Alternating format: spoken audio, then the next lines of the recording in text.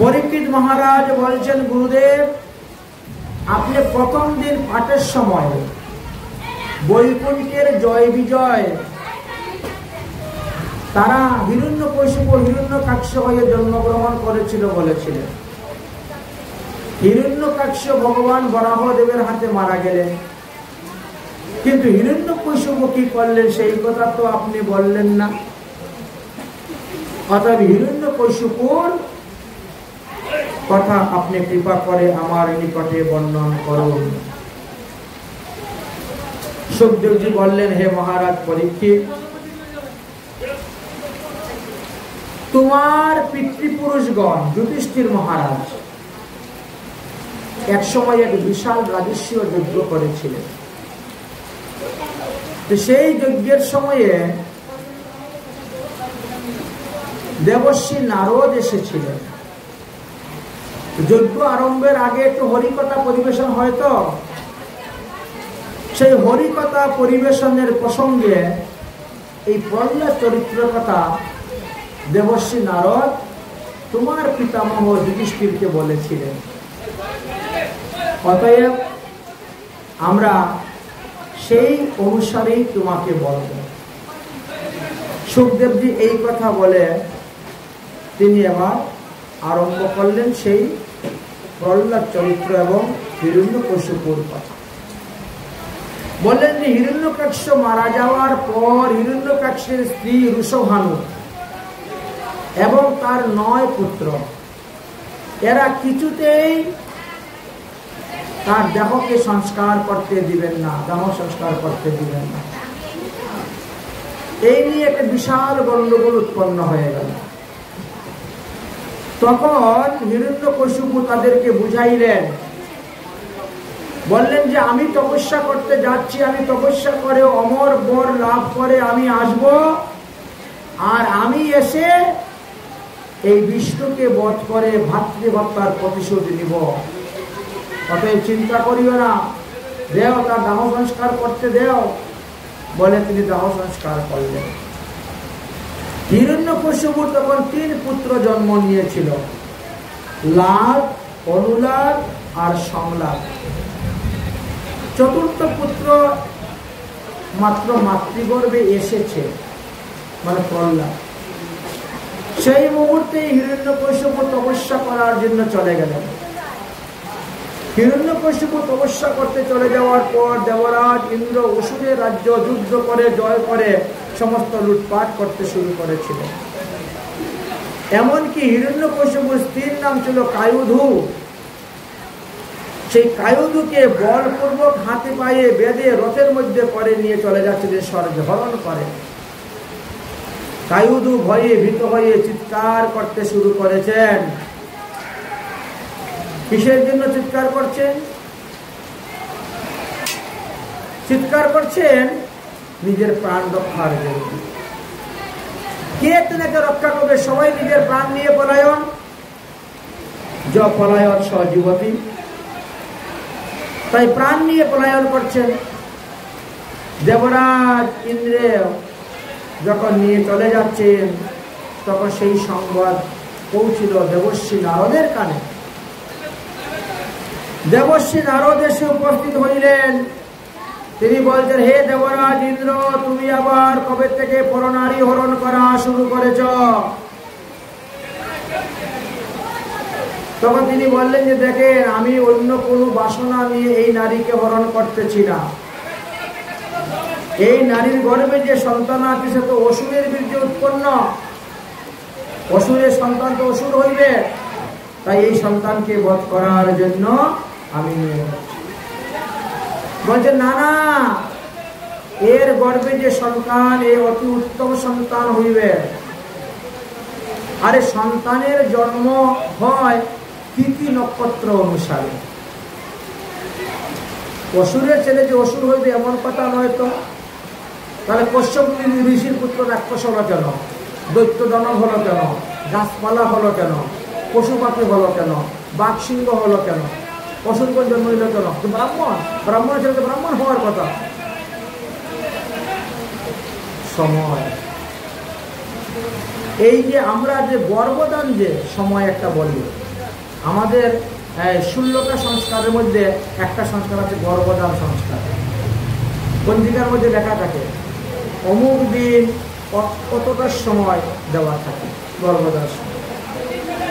এই গর্ভদানের দিন তিথি তারিখ অনুসারে ছেলে হয় মেয়ে হয়, সন্তান ডাক্তার হয়, মাস্টার হয়, ব্যারিস্টার হয়, উকিল হয়, রাজা হয়, বাদশা হয়, কত কিছু চোর হয়, ডাকাইত হয়, সাধু হয়। ওই তিথি নক্ষত্রের কারণে ওই বীজের উপরে কিচ্ছু নাই, ওই তিথির একটা গুণ আছে, নক্ষত্রের একটা গুণ আছে। ওই বীজ থেকে তো একটা মাত্র জীবাত্মা আসলো, এই জন্য আচ্ছা, অতএব তাকে ছেড়ে দাও, ছেড়ে দাও। এই রমণীর গর্ভে একটা কৃষ্ণ ভক্ত সন্তান হবে, আর সেই সন্তানের দ্বারাই তুমি তোমার হারানো স্বর্গরাজ্য ফিরে পাবে। এমন এক ভক্ত হবে যার কথা স্বর্ণাক্ষরে লেখা থাকবে, সাধারণ ব্যক্তি নয়, স্বর্ণাক্ষরে লেখা থাকবে। শুনে অত্যন্ত সন্তুষ্ট প্রসন্ন কায়ুদিকে প্রণাম করে 4 বার প্রদক্ষিণ করে চলে গেলেন ইন্দ্র। দেবর্ষী নারদ কায়ুদিকে নিয়ে আসলেন তিনার ঘরে। কায়ুদু কি করলেন? আরম্ভ করলেন দেবর্ষী নারদের সেবা, হাত টিপে দেওয়া, পা টিপে দেওয়া, কাপড় ধুয়ে দেওয়া, বাসন মেজে দেওয়া, বাড়িঘর পরিষ্কার করে দেওয়া, ফুল তুলসী তুলে দেওয়া। সব সুযোগ পেলে আবার পাশের বাড়ির সাধুরও সেবা করছেন, আশেপাশে সাধুদের সেবা করছেন, সময় সুযোগ বুঝে। আবার যখন হরিকথা বলেন, পাঠ করে, তখন বসে পাঠ ও শ্রবণ করেন। ক্লান্তি নাই, পরিশ্রম নাই, সবসময় সেবার জন্য প্রস্তুত। এত সেবা করেছেন যে সেবাতে সন্তুষ্ট হয়ে গিয়েছেন। সেবাতে সন্তুষ্ট হয়ে বলছেন, তুমি আমার কাছে বর চাও, তুমি যাহা বর চাইবে তাহাই আমি তোমাকে দিই। তখন বলেন, আমার স্বামী তপস্যা করে যতদিন পর্যন্ত ফিরে না আসেন ততদিন যেন আমার গর্ভস্থ সন্তান প্রসব না হয়। বর দিয়ে দিল। এই জন্য এই প্রহ্লাদ মাতৃগত 10,000 বৎসর ছিলেন। হিরণ্যকশিপু 10,000 বৎসর তপস্যা করেছিলেন। তো সাধুগুরু বৈষ্ণবকে যদি কেউ সেবার দ্বারা সন্তুষ্ট করতে পারে তাহলে অনায়াসেই তিনি অনেক বস্তু লাভ করতে পারেন। যেমন রাধারানী দুর্বাসা ঋষিকে সেবা করাইয়ে সন্তুষ্ট করেছিলেন। এই জন্য দুর্বাসা ঋষি রাধারানীকে বর দিয়েছিলেন, রাধারানীর হাতে রান্না যে খাবে সে নিরোগ হবে, তার রোগ সুখ ব্যাধি সব ভালো হয়ে যাবে, সমস্ত আপদ বিপদ ভালো হয়ে যাবে এবং সে বলবান বলশালী হবে, সর্বত্র জয় হবে। দেখেছেন? এমনটাই এইভাবে অনেকেই, কুন্তী দেবী তিনিও তো তাই করেছিলেন, দুর্বাসা ঋষিকে সেবা করে বর পাইয়ে কিনা হল। আবার অনেক আছে সেবা না পাইয়া দুঃখ পেয়ে আরো অভিশাপ দিয়ে চলে যায়, এমনও আছে। যেমন মনে করেন আগামী করলেই পাঠটা আসবে, ইন্দ্রদ্যুম্ন রাজা, ইন্দ্রদ্যুম্ন রাজার বাড়িতে অগস্ত্য ঋষি গিয়েছিলেন, কিন্তু উনি অগস্ত্য মুনির সেবা যত্ন করলেন না, ওই ঠাকুর সেবা নিয়েই আছেন। অগস্ত্য মুনি ক্রুদ্ধ হল, অভিসম্পাদ দিলেন, তাকে হাতি হতে হল।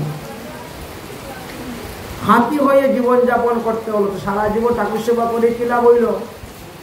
সারা জীবন ভজন করে কি লাভ হইল? এই জন্য ভগবান বলছেন, আমি হইতে আমার ভক্ত বড়। কেউ যদি আমার ভজন করে সে আমাকে পাইতে পারে, নাও পাইতে পারে, কিন্তু যদি আমার ভক্তের ভজন করে সে আমাকে পাবেই পাবে। প্রমাণ তো এটাই হয়ে গেল। 1-2 জন্ম নয়, বহু 1-2 বৎসর নয়, বহু বৎসর হাতি হয়েছিলেন। 1000 বছর তো বলে যুদ্ধই করছেন হাতি, কুমিরের সঙ্গে 1000 বছর যুদ্ধ করেছিলেন, 1000 বছর। তাহলে পরমায়ু 5000 বছর ছিল, কতদিন ছিলেন হাতির দিন? চিন্তা করছেন। এই জন্য কোন সাধুগুরু বৈষ্ণব যদি কারো বাড়িতে যায়, তো 2 ফের মালা বরং কম জপ করো, তাও সাধু সেবাটা করো। এটা নিয়ে কারো নিষ্ঠা আছে, কারো ভজন আছে, আমি 1 লক্ষ হরিনাম করি, আমি তখন সাধু সেবা করবো। কিন্তু একজন সাধু সেবা যদি আপনি কায় মনে করেন, তো 1 লক্ষ হরিনামের ফল এমনি পেয়ে যাবে। এমনও দৃষ্টান্ত আছে যে গুরু সেবা করতে গিয়ে তিনি মালা হাতে নেওয়ার সময় পেতেন না। সর্বনিম্ন তো 4 মালা জপ, কিন্তু ওই গুরুদেব এমন ছিলেন, একটু পরেই কোথায় রে 1 গ্লাস জল নিয়ে আয়, এই আমার এটা করে দে, আমার ওইটা করে দে। সারাদিন ওই মালা হাতে নিলে গুরুদেব ডাকেন, আবার দৌড়ে যায় গুরুদেব সেবা করতে। এই করে করে মালা জপই হয় না। কিন্তু তারপরে সে ভগবান পেয়ে গেল, ভগবত ধামে চলে গেল। কেন? গুরু সেবার দ্বারা। না পারলো মালা জপ করতে, না পারলো কোনো ভজন সাধন করতে, শুধু খালি গুরু সেবাই করেছে, কিন্তু এতেও সে মঙ্গল হয়ে গেল, উদ্ধার হয়ে গেল। তাই এই স্থানেতেও তাই কায়ুদু এমন ভাবে সাধুগুরু বৈষ্ণবের সেবা করলেন যে বর পেয়ে গেলেন। সেই বরেতে প্রহ্লাদ 10,000 বৎসর মাতৃবর দিচ্ছিল। হিরণ্যকশিপু তপস্যায় সিদ্ধি লাভ করলেন, ব্রহ্মা এসে বর দিলেন। 10টা বর ব্রহ্মার কাছ থেকে তিনি নিলেন। দিনের বেলা মৃত্যু হবে না, রাত্রিবেলা মৃত্যু হবে না, আকাশে মৃত্যু হবে না, ভূমিতে মৃত্যু হবে না, ঘরের ভিতরে মৃত্যু হবে না, ঘরের বাইরে মৃত্যু হবে না, 12 মাসের মধ্যে মৃত্যু হবে না, 27টি নক্ষত্রের মধ্যে মৃত্যু হবে না, কোনো মানুষে তাকে মারতে পারবে না, কোনো পশু তাকে মারতে পারবে না, ব্রহ্মার সৃষ্টি কোনো প্রাণী তাকে মারতে পারবে না, কোনো অস্ত্র শস্ত্রে তার মৃত্যু হইবে না। সে হইবে পৃথিবীর মধ্যে একমাত্র রাজা, শ্রেষ্ঠ রাজা, এবং তার কথা সবাই মেনে চলবে। সবই তো বর নিয়ে আসলেন, ঘুরিয়ে পেঁচিয়ে এদিক সেদিক করে। দেবর্ষি নারদ শুনতে পেলেন যে হিরণ্যকশিপু তপস্যা সিদ্ধি লাভ করে এসেছে, যা বাবা তার স্ত্রী তার কাছে সমর্পণ করে, আমি দায়িত্ব মুক্ত হব। গেলেন, ইনিও অত্যন্ত সন্তুষ্ট, আপনি আমার স্ত্রীকে রক্ষা করেছেন, তাই আমি আপনার কাছে চিরঋণী। আপনার জন্য 24 ঘন্টা আমার ঘরের দরজা খোলা। আপনি যখন আসবেন তখনই আপনি আসবেন, থাকবেন, খাবেন, বিশ্রাম করবেন। আপনার জন্য অতিথি ঘর বানিয়ে রেখে দিলাম। এই ঘর আপনার, আপনি আসবেন, আপনি থাকবেন, আপনি খাবেন, ব্যবস্থা করে দিলেন। ঠিক আছে, ঠিক আছে। কিন্তু কায়ুদু বলছে যুদ্ধের পরিণতি কি হয় বলা যায় না, এখানে থেকে সন্তান জন্ম দেওয়াটা ঠিক হবে না, আমি ওখানেই থাকি, ওখানে ভালো ছিল। দেবর্ষি নারদের কাছে আবার চলে গেলেন, আর সেখানে যাওয়ার পরে যোগমায়া দেবী আসলেন, আর যোগমায়া ধাত্রী মায়ের কাজ করলেন। প্রহ্লাদের জন্ম হলো। প্রহ্লাদের জন্ম হওয়ার পর প্রহ্লাদ শশীকলার নিয়ে বড় হতে শুরু করলেন। প্রহ্লাদের বয়স যখন 3 বছর হয়ে গেছিল, তখন হিরণ্যকশিপুর কাছে এনে আবার দিলেন। প্রহ্লাদ দেখলেন ছেলে তো আমার কৃষ্ণ ভক্ত হয়ে গেছে, সাধুর সঙ্গে সঙ্গে থাকতে থাকতে ছেলে সাধু হয়ে গেছে। এই জন্য ছেলেকে আসরিক বিদ্যা শিক্ষার জন্য স্কুলে ভর্তি করালেন। অসুরের ছেলে অসুর, আসরিক বিদ্যা শিক্ষার জন্য স্কুলে ভর্তি করালেন, কিন্তু ছেলের কাছে এই সমস্ত আসরিক বিদ্যা ভালো লাগলো না। আসরিক বিদ্যা তিনার কাছে ভালো লাগলো না। তিনি এই কানে দিয়ে ঢুকান, ওই কানে দিয়ে বের করে দেন। কারণ 10,000 বৎসর মাতৃগর্ভে থেকে তিনি যে হরিকথা শ্রবণ করেছেন, এরপরে আর কোন বিদ্যা তার কানের মধ্যে ঢুকবে না, তার কাছে ভালো লাগবে না। এদিকে এসে উপস্থিত একদিন বললেন, যাও তো আমার ছেলেকে নিয়ে আসো তো, 1 বছর হয়ে গেল, লেখাপড়া করতেছে ছেলে, দেখি কেমন বিদ্যা শিক্ষা গ্রহণ করলো। লোক পাঠালেন, প্রহ্লাদ আসলেন, আর প্রহ্লাদ এসে দণ্ডবত প্রণাম করছেন পিতাকে। বাহ, আমার ছেলে তো বড় ভদ্র, পিতৃভক্ত, বাবাকে প্রণাম করেছে, বড় আদর। যখন জিজ্ঞাসা করলেন, বাবা এই 1 বছর স্কুলে লেখাপড়া করে তুমি কি শিখেছ? প্রহ্লাদ এক কথায় উত্তর দিলেন, কি? শ্রবণম কীর্তনম বিষ্ণু স্মরণম পাদ সেবনম অর্চনম বন্দনম দাস্য সত্য আত্মনিবেদনম। এটা নববিধা ভক্তির কথা। 64টা ভক্তির অঙ্গের মধ্যে 9টা ভক্তির কথা বলছে। এমনি কুল থেকে ছেলেকে ফেলে দিয়েছে। আমার শত্রুর উপাসনার কথা তুমি বলছো? খবর দিলেন স্কুলে শিক্ষক মশাইকে। শিক্ষক মশাই তখন ছিলেন দুজন, একজন সন্ডু, একজন অমর্ক। তোমরা এইসব কি শিক্ষা দিচ্ছ আমার ছেলেকে? মহারাজ, আমরা তো শিক্ষা দেই নেই। তাহলে স্কুলে কোনো সাধু সন্ত মহাত্মারা আসে নাকি? তাহলে শিক্ষা কোথায়? ও তো অনেকদিন তো নারদমুনির বাড়িতে ছিল, তাই এই শিক্ষা শিক্ষিত হয়ে গেছে। আরে সাম দাম দ্বন্দ্ব ভেদ যা প্রয়োজন লাগে দাও, দিয়ে তাকে এই আসরিক বিদ্যা আমাদের শিক্ষা দেয়। এই যে নববিধা ভক্তি প্রহ্লাদ বলে গিয়েছেন, এই 9টা ভক্তির মধ্যে যে কোনো একটার দ্বারাই আপনি মুক্তি লাভ করতে পারবেন। এই যে শ্রবণাঙ্গ ভজন, শ্রবণাঙ্গ ভজনের দ্বারা কে মুক্তি লাভ করেছিলেন? পরীক্ষিত মহারাজ। সারা জীবন তিনার আর কোনো কিচ্ছু নেই, মাত্র 7 দিন হরিকথা শুনেছিলেন, এর দ্বারাই তিনি মুক্তি লাভ করে ভগবত ধামে চলে গেলেন। শ্রবণাঙ্গ। কীর্তনের দ্বারা কে মুক্তি লাভ করলেন?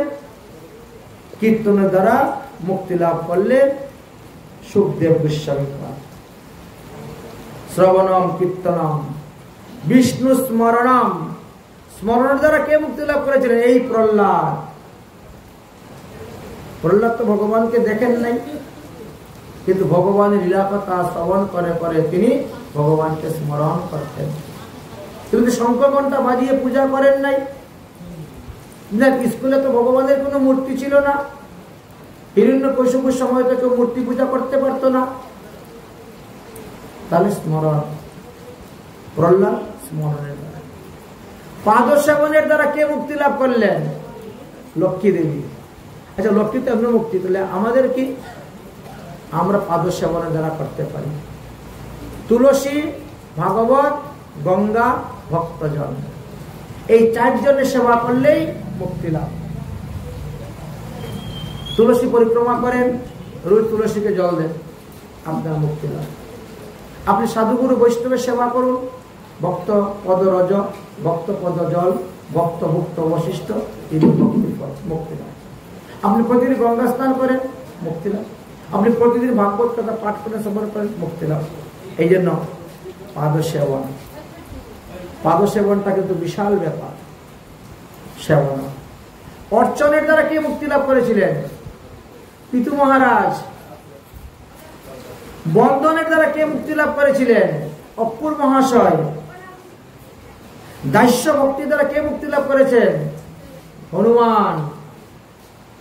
সত্য, সত্য রসের দ্বারা কে মুক্তি লাভ করেছেন? অর্জুন। আর আত্মনিবেদনের দ্বারা কে মুক্তি লাভ করেছিলেন? বলি রাজা। বলি রাজা তার সর্বস্ব ভগবানকে দান করে দিয়েছেন। আগামী করলে সেই বলি রাজার চরিত্র আসবে। তাহলে এক অঙ্গ সাধক কিংবা সাধবহু অঙ্গ, অধিকাংশ ন দুষায়। যদি 9টাই পালন করতে পারেন আরো ভালো, 9টাই মানেন নববিধা ভক্তি। না পারলে যে কোনো একটাকে ধরে রাখেন, ওই একটা নিষ্ঠা সহিত করে যান, এর দ্বারাই আপনার মুক্তি লাভ হয়ে যাবে, মোক্ষ লাভ হয়ে যাবে। প্রহ্লাদের নববিধা ভক্তির কথা যখন বললেন, তখন হিরণ্যকশিপু রেগে গেলেন, ছেড়ে দিলেন। ষণ্ড অমরকুর কাছে গেলেন, কিন্তু ষণ্ড অমরকু সাধারণ ব্যক্তি নয়। তারা অনেক চেষ্টা করেছেন প্রহ্লাদকে, কিন্তু তার স্বভাবের পরিবর্তন করতে পারলেন না। 5 বছর বয়স হয়ে গেছে প্রহ্লাদের, আবার স্কুল থেকে ডাকিয়ে আনলেন। এনে যখন বললেন, তখন প্রহ্লাদ এই বিষ্ণু ভজনের কথাই বলে। ক্রোধ এসে গেল। এই কে আছিস? এখনই এই পুত্রকে বধ কর। কুলাঙ্গার, এই দৈত্যরূপী চন্দন বনের মধ্যে কুবৃক্ষ জন্ম নিয়েছে, আমার শত্রুর ভজন করে যে সে আমার শত্রু, বধ করো এখনই। হিরণ্যকশিপুর আদেশ পেয়ে জল্লাদগণ এসে গেছে, বড় বড় ঢাল তরোয়াল নিয়ে, আর কুপাতে শুরু করেছে প্রহ্লাদকে। কিন্তু রাখে হরি, মারে কি? অস্ত্রগুলা কুণ্ঠিত হয়ে যাচ্ছে, ভূতা হয়ে যাচ্ছে, ভেঙ্গে পড়ে যাচ্ছে। এবার কোন বিদ্যা জানে? পারলে না মারতে, হাতি নিয়ে আসো, হাতি হাতি হাতির পায়ের নিচে তাকে কুচলিয়ে মারো। হাতি নিয়ে আসেন, হাতি সুর তুলে আর প্রণাম করে প্রহ্লাদ। পারলে না, পাহাড়ের উপরে নিয়ে যাও, পাহাড়ের উপর থেকে নিয়ে ঢিল মেরে ফেলে দাও, মরে যাও। পাহাড়ের উপর থেকে ফেললে হলো না। সমুদ্রে নিয়ে সমুদ্রের তরঙ্গের মধ্যে ফেলে দাও, সমুদ্রের তরঙ্গের মধ্যে ফেলে দিলে ভাসতে ভাসতে বেড়াচ্ছে, মৃত্যু হচ্ছে না, মৃত্যু হচ্ছে না। আরে ধরে তাকে জলের মধ্যে চুবাও, ঘাড়ের মধ্যে ধরে, ছোট ছেলে তো 5 বছরের ছেলে, ঘাড়ের মধ্যে ধরে একদম জলের মধ্যে চুবা মেরে ধরেছে, তাকেও মরে না, মৃত্যু হয়। বিষধর সর্প দিয়ে সুবল মার, বিষধর সর্প দিয়ে সুবল মারবে, তাতে মৃত্যু হয় না। অন্ধকার ঘরের মধ্যে বন্দি করে রেখে দাও, রেখে দিলেন, তাতে মৃত্যু হল। কারাগারের মধ্যে নিবন্দি করে, মৃত্যু হল না। তুষার, বরফ, বরফের চাপা দাও, উপরে নিচে বরফ, সব বরফ দিয়ে চাপা দিয়ে তাকে মারা, তাতেও মৃত্যু হচ্ছে না। অর্থাৎ একটা নয়, দুটা নয়, তিনটা নয়, 15 প্রকারের চেষ্টা করেছেন ছেলেকে মারার জন্য। পিতা হয়ে পুত্রের প্রতি কিরকম বিদ্বেষ দেখেন, কিন্তু তারপরেও তাকে মারতে পারছেন না। তখন হিরণ্যকশিপুর এক বোন ছিল, নাম ছিল তার হুলিকা। তিনিও তপস্যা সিদ্ধি লাভ করে এসেছেন। তিনি আগুনের মধ্যে বসতে পারেন, বড় চমৎকারিতা দেখাইতে পারেন। কিন্তু প্রহ্লাদকে নিয়ে যখন আগুনের মধ্যে বসলেন, তিনি মরে গেলেন, প্রহ্লাদের মৃত্যু হল না। এই বড়, তারপরে চিন্তা করলেন এই তাকে মারি কেমন করে, মারার তো কোনো উপায় নেই। আর প্রহ্লাদ মহাশয় সমস্ত স্কুলের ছাত্রদেরকে বলছেন, হে সতীর্থ বিদ্যার্থীগণ, তোমরা হরিভজন করো, হরিভজন করো। আমার বাবা কোনো ভগবান নন, ভগবান শ্রীহরির আরাধনা করো, শ্রীহরির ভজন করো, হরিনাম জপ করো, তবেই তোমাদের মঙ্গল হবে, তবেই তোমাদের মঙ্গল হবে, তবেই তোমাদের কল্যাণ হবে। কুমারত আচরতে প্রাজ্ঞ ধর্মান ভগবত নাহি, দুর্লভ মনুষ্য জন্ম। অতএব এই মনুষ্য জন্ম অত্যন্ত দুর্লভ। পেয়েছে যখন হরিভজন করো। তারা বললেন, প্রহ্লাদ তুই জানলি কেমন করে? বলে, আমি মাতৃগর্ভ থেকে শুনেছি। পরে কেন লোক কৃষ্ণ ভক্তি জানিবারে, আর তাহা যদি না হয় তাহলে বিদ্যায় কি করে? অতএব বিদ্যার মধ্যে কোন বিদ্যা জীবের হয় সার? কৃষ্ণ ভক্তি বিনা শ্রেষ্ঠ বিদ্যা নাহি আর। অতএব কৃষ্ণ ভক্তি লাভ করো আর কৃষ্ণ ভজন করো, তাহলেই মঙ্গল, তাহলেই কল্যাণ। তাই তিনি কৃষ্ণ ভজন করতে আরম্ভ করলেন। চেয়ারের মধ্যে, টেবিলের মধ্যে, ব্রেঞ্চের মধ্যে হাত দিয়ে দিয়ে হাততালি দিয়ে দিয়ে কীর্তন শুরু করে দিয়েছেন। হিরণ্যকশিপু বলছে, কার এত বড় সাহস আমার আইন অমান্য করিয়া আমার রাজ্যেতে হরিনাম কীর্তন করতেছে, বিষ্ণুর নাম কীর্তন করে, যাও এখনই তাকে বন্দী করে নিয়ে আসো। যে যাচ্ছে বন্দী করতে, সেই তাদের দলের মধ্যে বিষে গিয়ে কীর্তন শুরু করে। প্রহ্লাদ বলছেন, আর হরিনাম এখন স্কুলের মধ্যে নয়, এখন সমস্ত গ্রামে গ্রামে, নগরে নগরে আমরা ঘুরে বেরো, সর্বত্র প্রচার করব এই হরিনাম। তাই হরিনাম প্রচার করার জন্য তিনি সেই কীর্তন স্কুল থেকে নিয়ে বেরিয়ে পড়লেন রাস্তায়। ধীরে ধীরে ধীরে ধীরে তিনি এসে উপস্থিত হয়ে গেছেন রাজ দরবারে। আর রাজা হিরণ্যকশিপু অস্ত্র নিয়ে বেরিয়েছেন। যেই এসে প্রহ্লাদকে ধাক্কা মেরেছেন, এমনি হরিনাম বন্ধ হয়ে গিয়েছে। অরে দুষ্ট প্রহ্লাদ, আজ আমি তোকে বধ করব। আজ কেউ তোকে রক্ষা করতে পারবে না। যদি তোর হরি তোকে রক্ষা করতে আসে, তো তোর হরিকে আগে বধ করব, তারপরে তোকে বধ করব। কারণ তোকে মারার জন্য তো আমি 15 রকম চেষ্টা করেছি, কিন্তু মারতে পারি নাই। হরি যখন রক্ষা করে, তাহলে বল তোর হরি কোথায় আছে, আগে তোর হরিকে আমি মারব। প্রহ্লাদ বলছে, বাবা আমার হরি তো সর্বত্র আছেন, সর্ব জায়গায় আছেন। প্রহ্লাদ বলছেন, তাহলে আমি কেন দেখতে পাচ্ছি না? হিরণ্যকশিপু বলছেন যে আমি কেন দেখতে পাচ্ছি না? প্রহ্লাদ বলছেন, বাবা যার চোখে কাম থাকে সে কখনো ভগবান দেখতে পায় না। ভগবান দেখে তারাই যাদের চোখে প্রেম আছে, প্রেম। তোমার চোখে কাম আছে বলে তুমি ভগবানকে দেখতে পাচ্ছ না বাবা। প্রেম যদি থাকে তাহলেই দেখা যায়। তখন সম্মুখে একটা ফটিকের স্তম্ভ ছিল। বলতো এই খাম্বার ভিতরে তোর ভগবান আছে কিনা? হ্যাঁ বাবা, এই খাম্বার ভিতরেও আমার ভগবান আছে।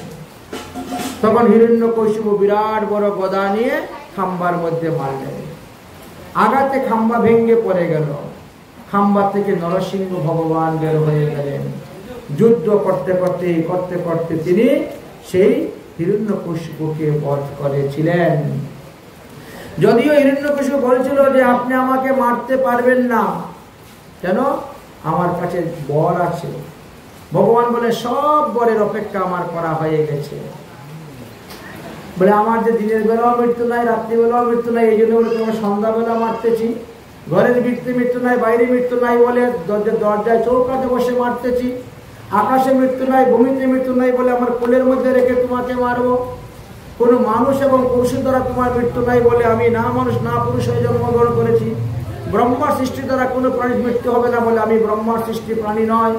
27টি নক্ষত্রের মধ্যে মৃত্যু হবে না বলে এখন অজিত নক্ষত্রের মধ্যে তোমাকে মারবো। 12 মাসের মধ্যে মৃত্যু নাই বলে এখন তোমাকে অধিক মাসের মধ্যে তোমাকে মারবো। এইভাবে ভগবান বলে সমস্ত আইনকে রক্ষা করে। এই বৈশাখ মাসের শুক্লপক্ষের চতুর্দশীতে ভগবান অবতীর্ণ হয়েছিল বলে তাকে নৃসিংহ জয়ন্তী বলা হয়। 1000টা একাদশী ব্রত করলে যে পুণ্য ফল পাওয়া যায়, একটা নৃসিংহ ব্রত করলে সেই ফল পাওয়া যায় 1000 একাদশীর সমান। এইভাবে নৃসিংহ মহাবিষ্ণুর কথা বললেন, হিরণ্যকশিপুকে বধ করলেন, প্রহ্লাদকে রাজগদ্দিতে বসাইলেন, প্রহ্লাদ রাজা হলেন, প্রহ্লাদ রাজত্ব করলেন। প্রহ্লাদের কাছে ভগবান প্রতিশ্রুতি হলেন যে আমি তোমার বংশের আর কাউকে কোনোদিন মারব না। প্রহ্লাদ বললেন, এখন আমার কর্তব্য কি? ভগবান বললেন, তোমার পিতার অন্ত্যেষ্টি ক্রিয়া করো। তখন তিনি পিতার শ্রাদ্ধ তর্পণ আদি সমস্ত কর্মকাণ্ড ক্রিয়া তিনি করলেন। এইভাবে প্রহ্লাদকে বরদান দিলেন। প্রহ্লাদ 1 মন্বন্তর কাল পর্যন্ত তিনি রাজত্ব করেছিলেন। প্রহ্লাদ তিনি 1 মন্বন্তর কাল মানে 71টা সত্যযুগ, 71টা ত্রেতা যুগ, 71টা দ্বাপর যুগ আর 71টা কলিযুগ। এই 4 যুগের অমর হলেন প্রহ্লাদ মহাশয়। ইনি এই 4 যুগের অমর। যাই হোক, এইভাবে আজকের পাঠের বিষয়বস্তু ছিল আমাদের নৃসিংহ অবতার এবং প্রহ্লাদ চরিত্র পর্যন্ত হিরণ্যকশিপু বধ। আমরা সেই পর্যন্ত এসে পৌঁছে গেছি। তাই আমরা আজকের মতো ভগবতী কথা বিশ্রাম দিব।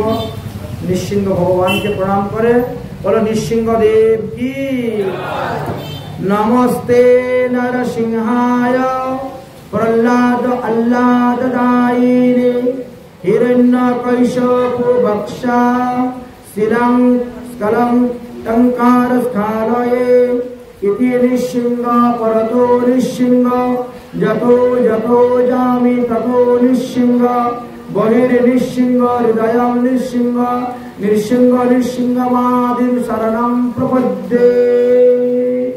बोलो श्रीमद्भागवत महापुराण की। यदक्करं पदवष्टं मात्र हिनष्ट यद्भवेत् तत्सर्वगमतं देवं प्रसिद्धं परमेश्वर। ओम सर्वभवन्तु सुखिनः सर्वे सन्तु निरामया सर्वे भद्राणि पश्यन्तु मा कश्चित् दुःखभाग् भवेत्। ओम शान्तिः, ओम शान्तिः, ओम शान्तिः। ভূতে